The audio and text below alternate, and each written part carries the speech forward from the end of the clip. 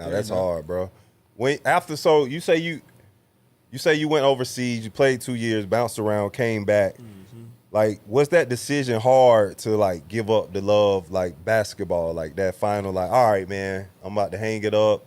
I ain't playing no more. Like, what? Man, Did you I go through still any played. depression after that? Like, what was going on? I didn't really go into no depression or nothing like Yeah. that because I still played. You know what I'm saying? Because I played with trap. We so like in the summertime. Yeah, You know, we pro-am go play types. month pro-am. Yeah, we yeah, go yeah. travel to New York, New Orleans and stuff like that. Miami. They go play money tournaments. So I mean that kind of fueled my little fire and stuff like that. But then you know what I'm saying, like my homeboy, you know, D Scott. Yeah. He came with an opportunity. You know what I'm saying? Took it and ran with it. So you made some decent money. Oh yeah. You know what I'm saying? We were We were just talking about that last night. Me and Donnie What's the Malone opportunity? and Jamal. Well, you know, we was a tax. When we tax jumped in the tax advisors. game, we all did You that. know, so I ain't worked the job since. Trying to tell you, that right there, you know what I'm saying? Yeah. That right there. He That's never why I can called me say, to get in that opportunity. hey. I worked the job since, a few of them. But you know what I'm saying? Shout out to D Scott, you know what I'm saying? Because, you know, hey, he helped, you know what I'm saying, us in general, you know what I'm saying, learn how to be entrepreneurs. Yeah. Right. Because without that opportunity, you would have never had to work for yourself, you Right, know what right. I'm saying, in a lot of Facts. major ways. Because now when you work for yourself and then you go back and Right. work into the business world, you already have your mindset on, you know, certain things, how they're supposed to operate and stuff like that. Yeah, because that goes back to when you ask, well, Wig asked, is that a knock to say like you a late bloomer?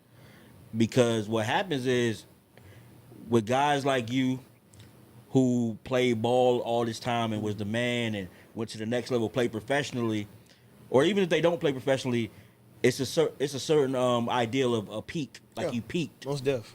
And then that can be depressing to some people who they peaked in high school. Right. They was the man in high school, and now they're a manager at Food Lion or whatever the case may be.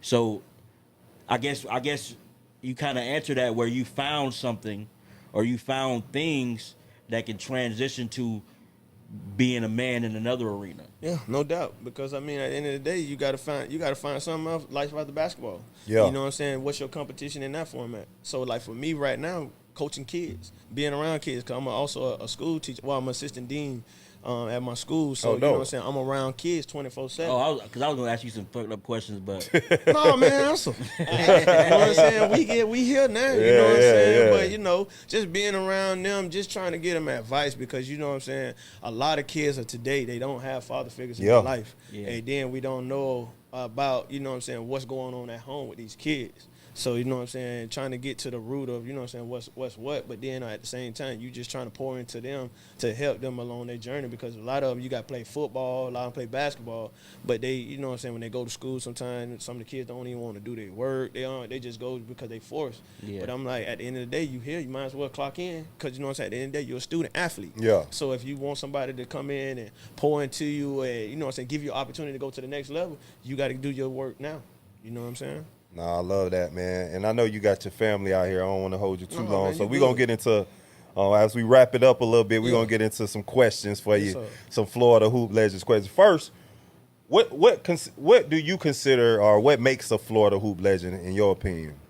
Man, Florida Hoop Legend is, man, you really put your stamp on the game in your area, man. Yeah. You know what I'm saying? Like, for example, shout out to Darius Washington. That's Mr. 3K. Yeah. You know what I'm saying? Cause that he really scored 3,000 points. That dude right there, listen. Yeah, yeah, that's a lot. Man, I don't know if people really be knowing, like, because, you know. Hey, man, when a lot of people be talking about scoring that ball in high school, 3,000 points in high school is crazy, lot. 9 times out of 10, when you start seeing people, you know what I'm saying, they got like 1,500, 1,700. Yeah, and that's still good, though. That's still good, yeah. But $3,000, 3,000 is crazy. That's called buckets. Yeah. But speaking of seeing, because I take this out of my man Chris' book. Yeah.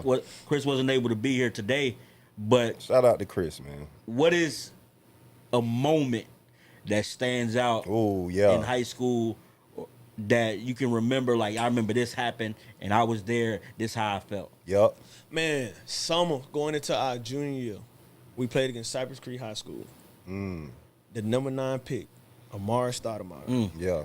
Summer league game. And then the crazy thing about it, I'm playing against my best friend, Sam Crawford. Sam. So you know, Sam played with them? Sam was at Cypress Creek before they forced him to go back to Gateway. Oh, okay. So I ain't even know that. He was going to Cypress Creek, but Man, listen. That game right there was crazy. Yeah. Because you know what I'm saying? Hey, I already know what's at stake. You got a first round draft pick on the floor, and you play against your best friend. Because me and him, hey, when me and Sam played against each other, we act like we wasn't friends. Yeah, that's you know what that's I'm saying? how I was back then. You know, yeah. and we ready to, you know what I'm saying, throw fisticuffs, throwing elbows and stuff like that, talking trash. You know what I'm saying? That's what it was. But you know, in that game. Right there, we ended up losing to Cypress Creek by like 2 or something like that in the summer. Yeah. And that right there gave me the indication of that we can play with anybody. And it's the first round draft pick guy. Yeah. You know what I'm saying? So, and he played in the league for over 12 plus years, you know.